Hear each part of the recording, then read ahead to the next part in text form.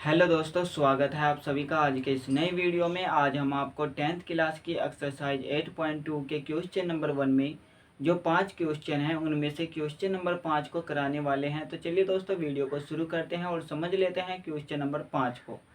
तो यहाँ पर क्वेश्चन नंबर 5 दे रखा है 5 cos square 60 degree plus 4 sec square 30 degree minus tan square 45 degree और बटे में दे रखा है sine square 30 degree plus cos square 30 degree. अगर आप इन सभी त्रिकोणमितीय अनुपातों के मान जानते हैं तो आप यहाँ पर रख करके इनको सोल्व कर सकते हैं। अगर आपको नहीं पता है तो हम एक ट्रिक के माध्यम से आपको ये समझाएंगे कि कैसे इन सभी त्रिकोणमितीय अनुपातों के मान निकाले जा सकते हैं।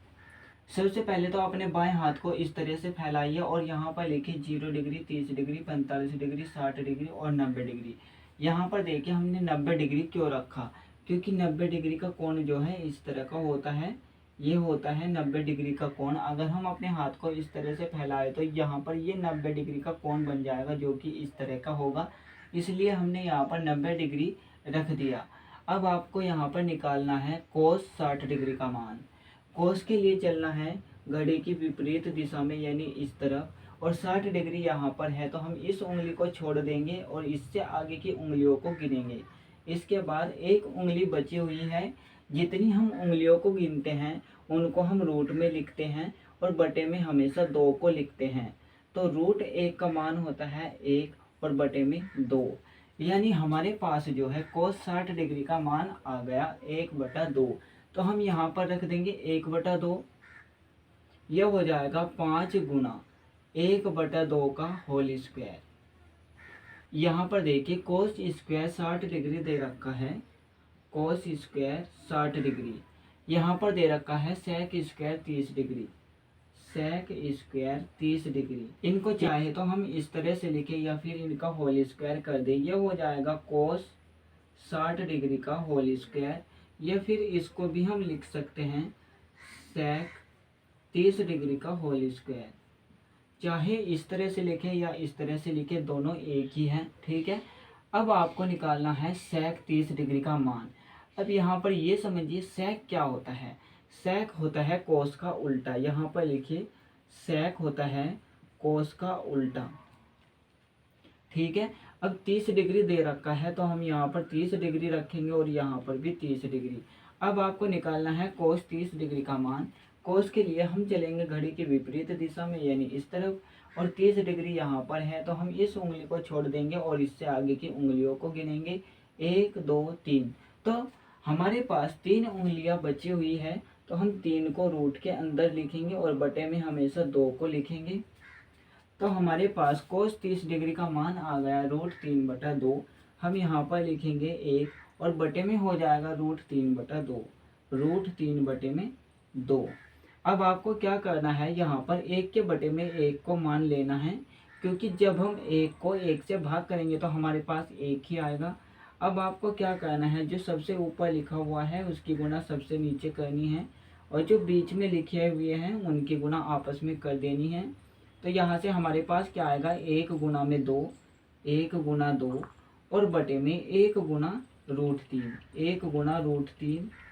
जब हम 1 की गुणा 2 में करेंगे तो हमारे पास 2 आएगा। जब हम 1 की गुणा √3 में करेंगे तो हमारे पास √3 आएगा।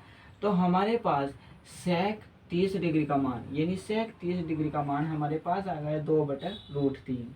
तो हम यहाँ पर प्लस का चिन्ह लगाएंगे, 4 गुना में लिखेंगे 2/√3, 2/√3, और यहाँ पर स्क्वायर है तो हम इसका भी स्क्वायर कर देंगे, minus tan square 45 degree.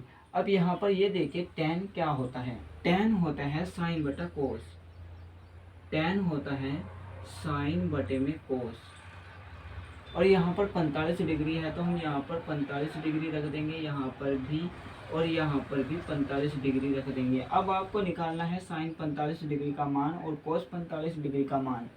Sign के लिए हम चलेंगे घड़ी की दिशा में, यानी इस तरफ।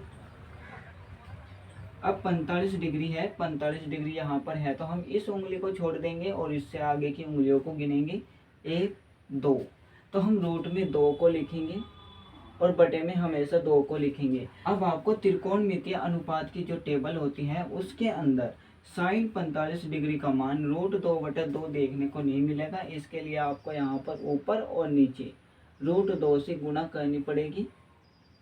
तो यहाँ से हमारे पास आएगा रूट के अंदर 2 गुना 2 और बटे में हो जाएगा 2√2। अब क्या होता है, जो संख्या 2 बार गुणा में लिखी हुई होती है उसको हम एक बार लिखते हैं और रूट की चिन्ह से बाहर कर देते हैं। तो ये हो जाएगा 2 और बटे में 2√2। 2 से 2 कट जाएगा यानी भाग हो जाएगा। तो यहाँ से हमारे पास बचेगा 1/√2। तो हमारे पास साइन 45 डिग्री का मान जो है 1/√2 आ गया। तो हम यहाँ पर लिखेंगे 1/√2, ये वाला बटे का चिन्ह लगाएंगे। अब हमें निकालना है cos 45 डिग्री का मान। cos के लिए हम चलेंगे घड़ी की विपरीत दिशा में यानी इस तरफ, और 45 डिग्री यहाँ पर है तो हम इस उंगली को छोड़ देंगे, इसके आगे की उंगलियों को गिनेंगे 1 2।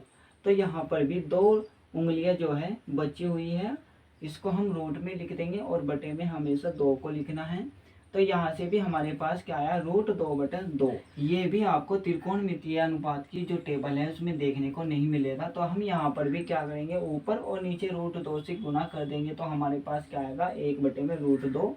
तो हम यहाँ पर भी लिख देंगे 1/√2। अब आपको क्या करना है, जो सबसे ऊपर लिखा हुआ है उसकी गुणा सबसे नीचे करनी है और जो बीच में लिखे हुए हैं उनकी गुणा आपस में करनी है। तो यहाँ से हमारे पास क्या आएगा, 1/√2, 1/√2 और बटे में क्या आएगा, √2 × 1, √2 × 1।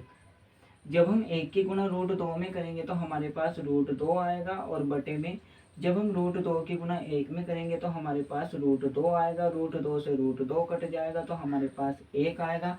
यानी हमारे पास tan 45 डिग्री का मान जो है 1 आ गया। तो हम यहाँ पर 1 रख देंगे और इसका स्क्वायर है तो हम इसका होल स्क्वायर कर देंगे। बटे में दे रखा है sine square 30 degree plus cos square 30 degree. अब यहाँ पर देखिए हमारे पास एक फॉर्मूला होता है जिसको आप हमेशा के लिए याद रख सकते हैं, sine square theta plus cos square theta बराबर में 1 होता है।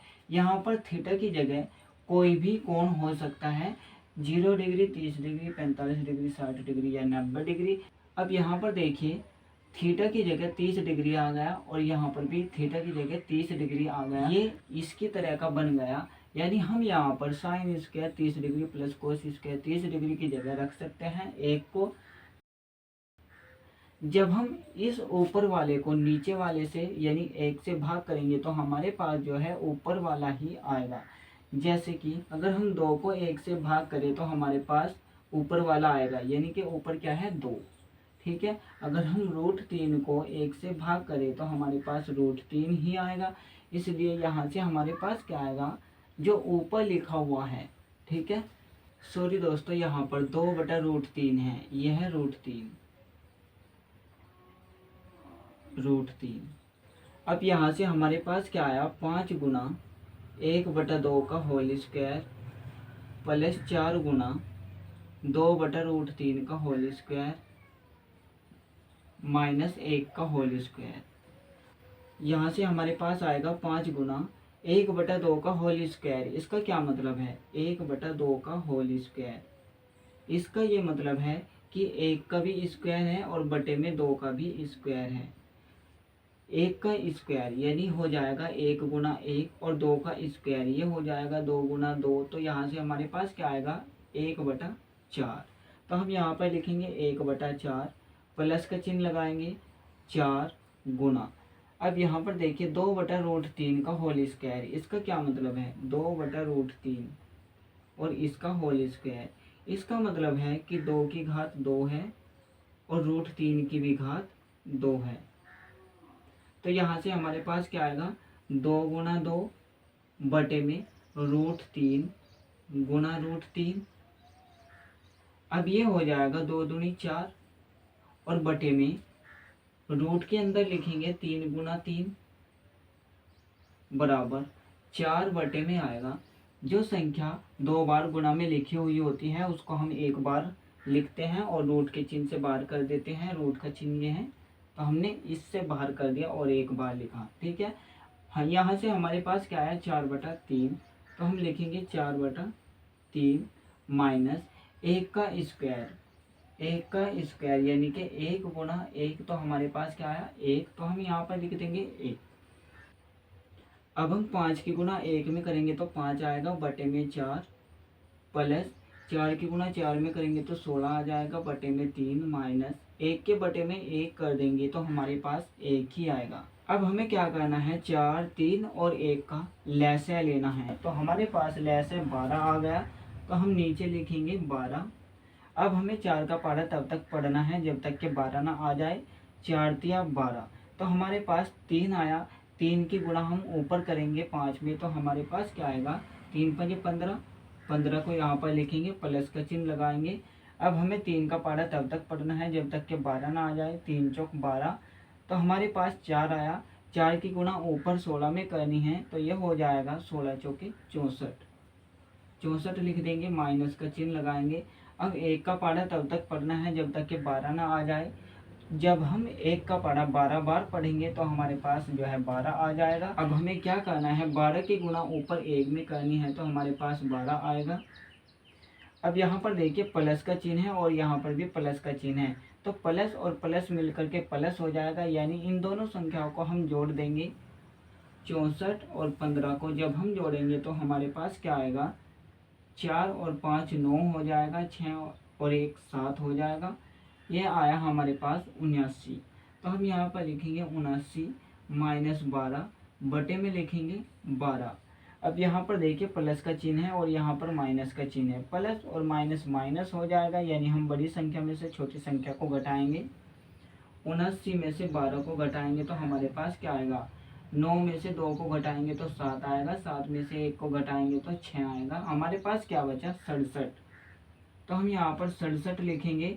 और यहाँ पर देखिए प्लस के ज़्यादा है तो हम यहाँ पर प्लस का चिन्ह लगा देंगे, बटे में 12 को लिखेंगे और यही आपका आंसर हो जाएगा। तो दोस्तों अगर हमारा ये वीडियो अच्छा लगा हो तो इस वीडियो को ज़्यादा से ज़्यादा लाइक करें एंड हमारे चैनल को भी ज़्यादा से ज़्यादा सब्सक्राइब करें।